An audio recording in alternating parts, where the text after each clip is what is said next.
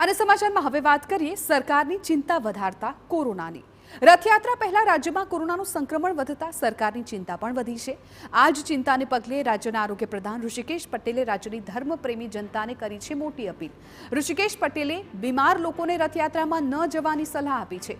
તેઓએ અપીલ કરી છે કે કોવિડના લક્ષણો ધરાવતા લોકો ઘરે બેસીને જ જગન્નાથજીના દર્શન કરે।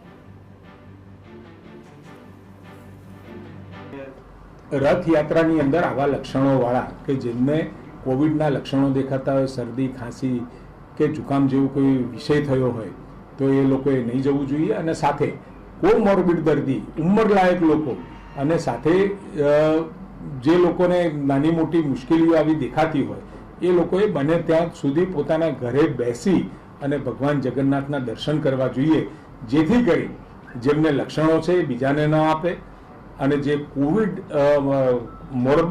કોમોર્બિડ દર્દીઓ છે એ લોકોને કોઈ નુકસાન